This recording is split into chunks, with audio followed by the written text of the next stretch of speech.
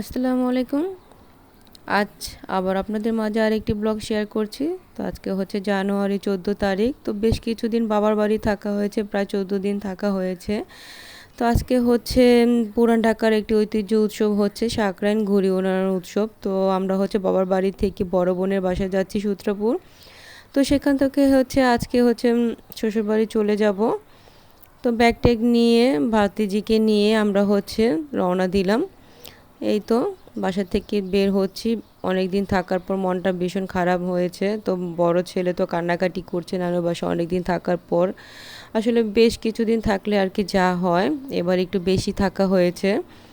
তো কিছু করার নেই, স্কুল খুলে গিয়েছিল। তো এই তো আমরা হচ্ছে এখন সাগরডগে যাব। তো নৌকায় উঠে হচ্ছে তারপর সেখান থেকে রিক্সা নিয়ে সূত্রাপুর যাব। তো আপনারা আমাদের ভিডিওটি অবশ্যই সাবস্ক্রাইব করবেন, লাইক করবেন, কমেন্টস করবেন, শেয়ার করবেন। দেখতে থাকেন পুরান ঢাকার সাকরাইন কীভাবে পালন করা হয়। তো প্রতি বছর সাকরাইনটা এখানেই করা হয়, যেহেতু জানুয়ারি মাসটা একটু স্কুল ছুটি থাকে, অফ থাকে, আর পিঠার উৎসব থাকে শীতের সময়। এই সময়টা আমার বাবার বাড়ি থাকা হয়, আর পুরান ঢাকার ঐতিহ্য উৎসব বলে কথা। তো আমাদের এই পুরান ঢাকার উৎসবটা সবাই হয়তো বা পছন্দ করেন। নিউ টাউন থেকে অনেকে ওল্ড টাউনে সবাই এই দিনটা চলে আসে। তো পুরান ঢাকা খুবই ভিড় থাকে, তো দেখতে পারবেন।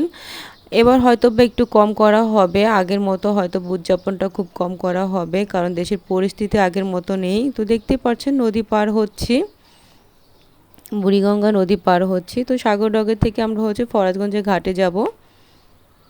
তো শীতের সময় নদী খুব ছোট হয়েছে, তো পানিও খুবই কালো নোংরা, কারণ শীতের সময় পানিটা এমনই থাকে, আর বর্ষার সময় পানিটা খুব পরিষ্কার থাকে।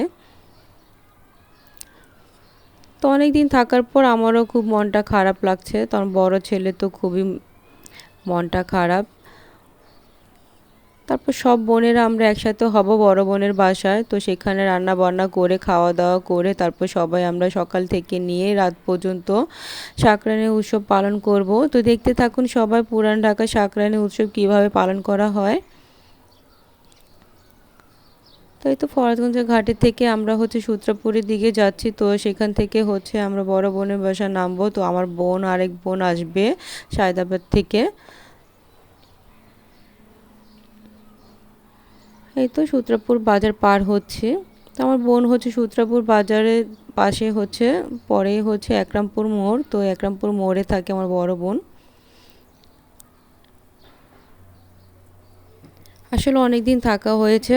আসলে অনেক দিন থাকলে আসলে মনটা খুবই খারাপ থাকে, এর জন্য বেশি দিন থাকতে ইচ্ছে করে না। বেশি দিন থাকলে আর যেতেও ইচ্ছে করে না।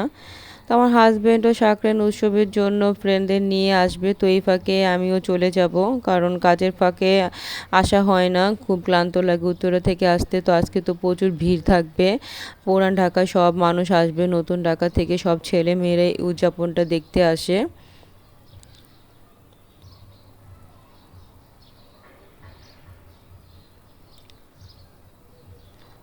তো আমার ছেলে তো ওর খালাদের কাছ থেকে ঘুড়ি নাটাই সব কিছু নিয়েছে। তো ও তো উড়াতে পারে না ওই রকম, এখনও ছোট মানুষ। তারপরও আর কি করা, উৎসব তো উৎসব, তো বাচ্চাদের জন্য সব কিছু করতে হয়। তো ঘুড়ি কিনছে আর ছিঁড়ছে। তো আমার ছোট ছেলেও দেখি খুব কান্নাকাটি করছে, ঘুড়ি উড়াবে। এই তো চলে আসছি। তো পুরান ঢাকার বাড়িঘর দেখতেই পাচ্ছেন, সবাই দেখলেই হয়তো বা বুঝবেন যে এটা পুরান ঢাকা। তো আমার বোনের বাসাটা হচ্ছে ওই পাশে, একটু জ্যাম লেগেছিল, তো এই হেঁটেই চলে গেলাম। এই তো চলে আসছি। এই তো বড় বোনের বাসায় এসে হচ্ছে আমার বড় ছেলে ঘুড়ি ওড়ানোর জন্য ছাদে চলে গিয়েছিল। তো আর এখানে হচ্ছে বিরিয়ানি রান্না বান্না করা হয়েছে। তো আমার হচ্ছে বড় বোনটা অসুস্থ ছিল, রান্না বান্না করতে পারে না, আমরা আস্তে আস্তে লেট হয়ে গিয়েছিল। তো আমার ভাগ্নি রান্না বান্না করেছে, মাশাআল্লাহ খুব সুন্দর হয়েছে।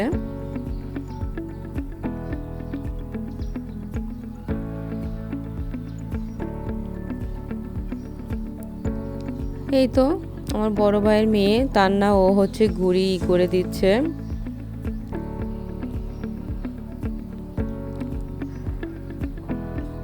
এখন সবাই ছাদে যাবে, তো সেখান থেকে আমরা হচ্ছে আরেক ছাদে যাব, যেহেতু আমার বড় বোনের বাসা থেকে দেখা যায় না, চারপাশে হচ্ছে উঁচু উঁচু বিল্ডিং। তো আমরা হচ্ছে পাশের ছাদেই 5তলা ছাদে যাব, তো সেখান থেকে হচ্ছে আমরা সব দেখব। তো সেটা আপনাদের মাঝে শেয়ার করব। দেখতেই পাচ্ছেন পুরান ঢাকার বাড়িঘর কেমন, আসলে দেখতে খুবই ভালো লাগে।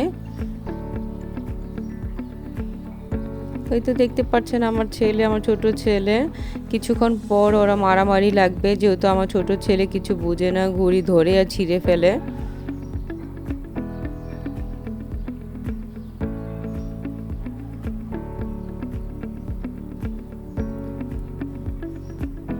প্রত্যেক বছর আমরা পুরান ঢাকায় সংক্রান্তিটা বড় বোনের বাসায় পালন করি, যেহেতু এখান থেকে সব কিছু দেখা যায়। আর আমার ওই বোন হচ্ছে সায়দাবাদ থাকে, তো সেখানে যাওয়া হয় না। আর আমার নানির বাড়ি হচ্ছে কেবি রোড লোহারপুল, তো সবাই এনজয় করে, সেখানেও যেতে বলে, তো সেখানে আর যাওয়া হয় না। ওরকম করে বড় বোনের বাসায় থাকি ভাগ্নিদের নিয়ে, ভাগনাদের নিয়ে সবাই আমরা এখানেই উদযাপন পালন করি। তো দেখতে পাচ্ছেন লক্ষ্মীবাজার গিয়েছিলাম ঘুড়ি নাটে কেনার জন্য বাচ্চাদের, আর কিছু করার নেই, ঘুড়ি কিনছে আর ছিঁড়ছে। তো অনেকগুলি ঘুড়ি কেনা হয়েছে, খালাদের কাছ থেকে ঘুড়ি নিচ্ছে। তো বড় বোনের মেয়ে ঘুড়ি উড়াতে পারে না, তাই ও হচ্ছে সব ঘুড়ি হচ্ছে ছাদে যেগুলি ভাগাটা হয়ে পড়ে থাকে সেগুলি হচ্ছে আমার ছেলেদের জন্য, নিহালদের জন্য, মানে আমার বোনের ছেলে নিহাল ওদের জন্য জমিয়ে রাখে। তো আজকে হচ্ছে নতুন ঘুড়ি উড়াবে, কিনে দিচ্ছে আমার বড় বোন। তো ওদেরটা দেখে হচ্ছে ইমাদও নিবে।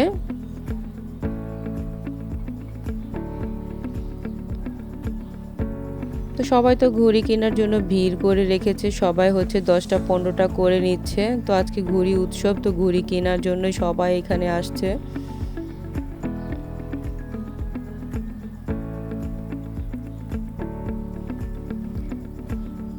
এই তো লক্ষ্মীবাজার কিছু খাওয়া দাওয়া করে তারপর আমরা চলে আসছি।